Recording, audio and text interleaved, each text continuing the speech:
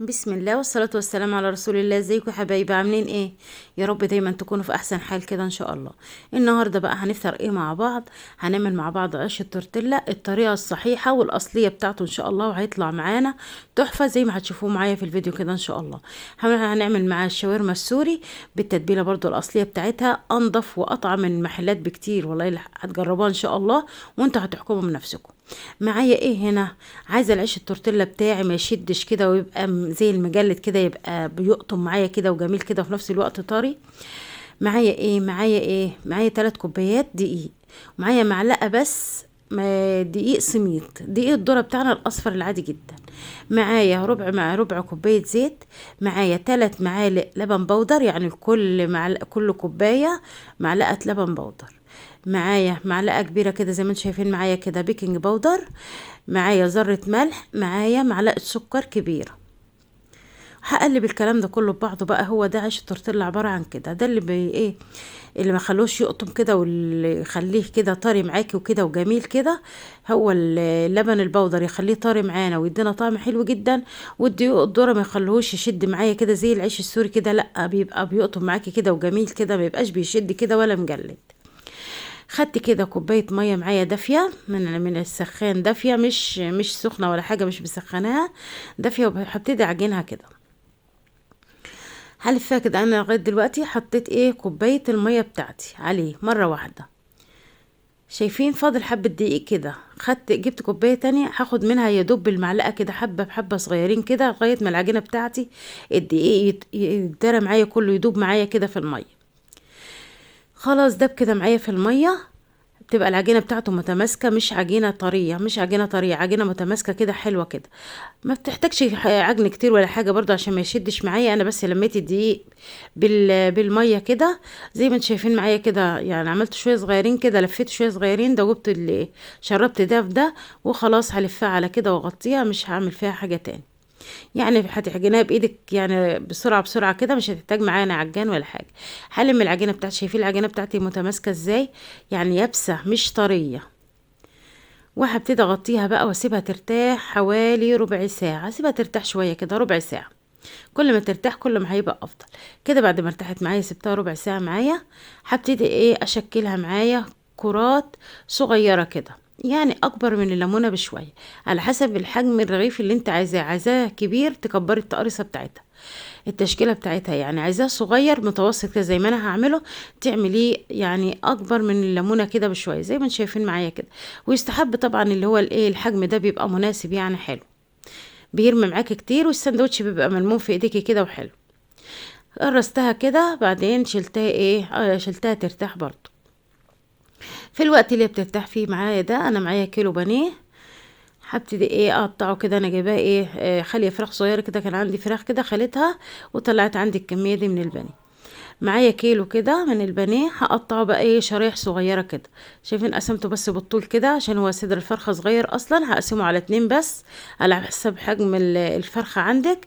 ولو انت جايباه طبعا جايباه جاهز يعني من المحل، فانت هتقطعيه. ممكن تخلي الراجل كمان يعمله لك كده بالشكل ده كده، او تقطعيه شرايح زي ما بنجيبه عادي يعني من عند الفرارجي.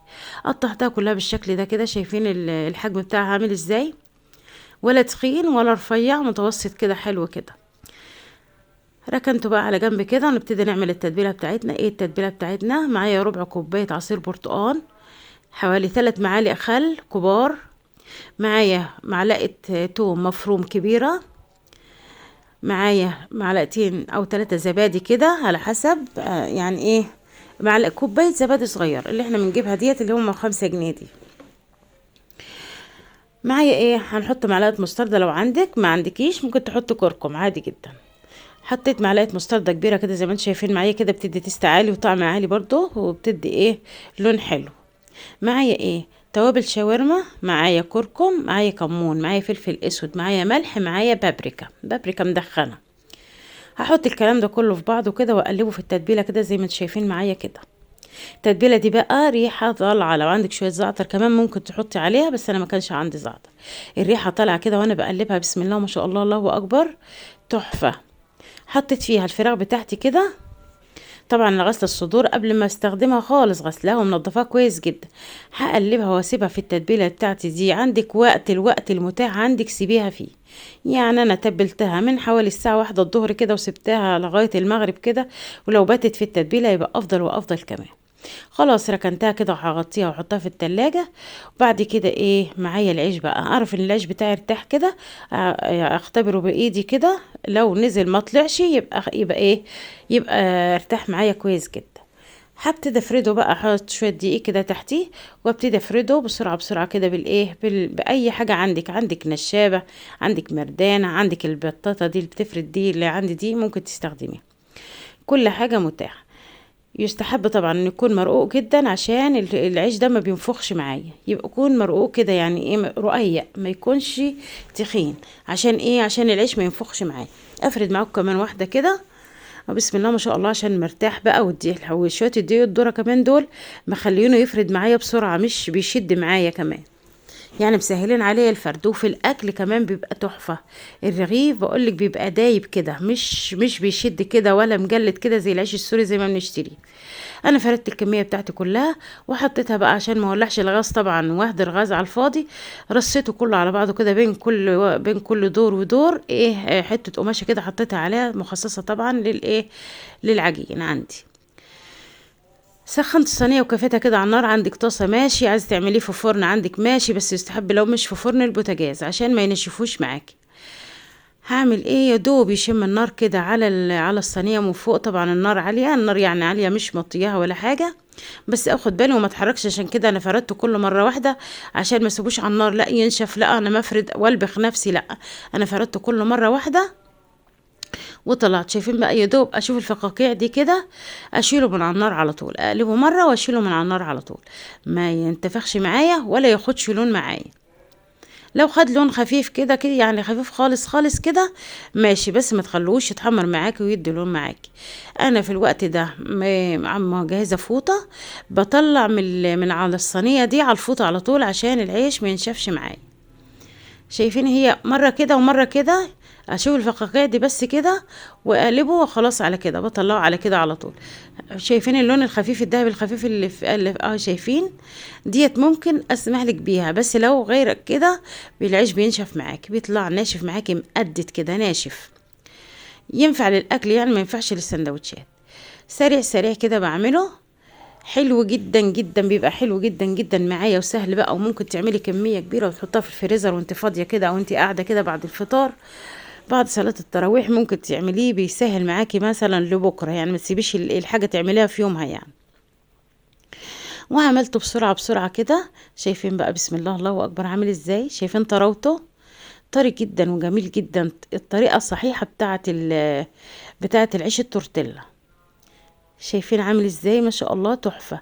طري بقى تجيبيه كده توديه كده، هو طري طري معانا. بس اهم حاجة بعد ما نخلص بقى اللي نطلعه نحطه نلفه في القماشة كده او في الفوطة بتاعتي.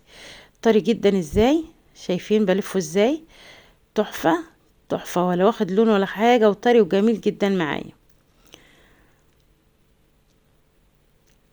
الكمية طلعت معايا قد ايه؟ طلعت معايا حوالي 10 ترغفة. شايفين؟ ما شاء الله، يعني تطلع 10 سندوتشات كبيرة وحلوة جدا يعني، طري وجميل جدا معايا، وطعمه طبعا انضف من بره بكتير. عملت كده بقى خلاص هلفه. انا هجيب الصينيه بقى نبتدي نعمل الشاورما. انا قبل كده عامله لكم الصينيه الشاورما بكذا طريقه، انا عاملاها لكم في السيخ مره قبل كده، ومره تانية عاملاها لكم في الفرن من غير صينيه، فرده ورقه زبده كده وحطها عليها. والمره دي بقى هعملها على البوتاجاز من فوق كده. انا سخنت، حطيت الماده الدهنيه وسبتها تسخن كويس جدا جدا، وبعدين حطيت فيها الشاورما بتاعتي وسبتها خدت الصدمه، ما قلبتهاش طبعا، وسبتها خدت الصدمه معايا. وبعد كده هقلب فيها لغايه ما تشرب الميه بتاعتها خالص. هي هتنزل ميه اي ما تقلقيش، بس لغايه ما تنشف خالص خالص. شايفين الصينيه احمرت معايا ازاي؟ الصينيه احمرت بقى معايا. انا معايا كده مقطعه بصلتين كبار كده، مقطعهم جوليان صغير كده ورفيع. شايفين لون الشاورما؟ انا بوريكم يعني لون الشاورما يبقى احمر كده عشان يديكي لون الشاورما السيخ اللي بتشتريها من بره. بعد كده حطيت البصل يا دوب شميت ريحتها كده، وبعد كده هحط عليها مقطع عليها حوالي ربع كيلو فلفل، قطعته عليها وحطيته كده بالشكل زي ما انتم شايفين معايا كده. هقلب الكلام ده كله مع بعضه يا دوب بس اشم الريحه، يا دوب انا عايزه احس بطعم الفلفل والبصل معايا، ما يكونش دايب ومستوي كده ومش حلو كده. انا عايزه القطع بتاعته تكون تحسي بيها في الاكل كده تحت اسنانك وانت بتاكلي. واقلب الكلام ده كله ببعضه كده. خلاص بقى تعتبر الشاورما بتاعتي خلصت كده زي ما انتم شايفين معايا، مش محتاجه اي حاجه خالص تاني. حطيت الجريل بتاعي على النار كده يسخن، وهروح بقى ايه اجهز السندوتشات بتاعتي. انا عملت التوميه، عملت نشا كده وفي ميه وقلبتها، وبعدين حطيت عليها مايونيز، وحطيت عليها صوص هريسه للحراق، والعادي ما حطيتش عليه حاجه. هبتدي افرد على الرغيف كده، او عايزه اجيب الشاورما بتاعه التوميه من بره ماشي هاتيها. فردتها زي ما انتم شايفين معايا كده في الرغيف، وبعد كده حطيت الشاورما وابتدي الف. شايفين العيش بيتلف معايا بكل سهوله ازاي، وبحطه في الجريل طبعا على طول، بس عشان الرنج لايت مش رايح جاي معايا هوريهولكوا دلوقتي. معايا هنا الولاد كانوا بقى جابوا الكاتشب وجابوا المايونيز، احنا كده على الاواخر يعني، كان المغرب بيأذن وانا بحط كده، ببتدي احط سندوتشات الشاورما كده على الجريل. كان يوم مضغوط جدا. شايفين بقى بسم الله ما شاء الله، حتى يعني ما دهنتش الجريل زيت. انت لو عايزه تدهني الجريل زيت عشان يبقى فيه في السندوتش لمعه كده، بس انا بصراحه استعجلت بسرعه ما حطيتش فيه زيت، بس طلع معايا تحفه زي ما انتم شايفين معايا كده، تحفه ما بيلمعش كده، لان ما دهنتش زيت في الجريل، انا اديته لون بس كده على الجريل بتاعي. ده عيش سوري، ده كان الولاد جايبينه معاهم من بره، وعملت ده وده طبعا عشان الكميه ما شاء الله ما قضيتش، فجربت ده وجربت ده. عملت شويه من ده وعملت شويه من ده. انا خلصت اللي انا جايباه، وكان باقي شويه شاورما، فخلصته بالعيش السوري اللي الولاد جايبينه من بره. شايفين بقى العيش والجمال، والشاورما فيه ما شاء الله تحفه. شايفين الشكل عامل ازاي؟ وده كان الفيديو بتاع النهارده. يا ريت لو عجبكم ما تنسونوش في اللايك والشير والاشتراك في القناه، والسلام عليكم ورحمه الله وبركاته.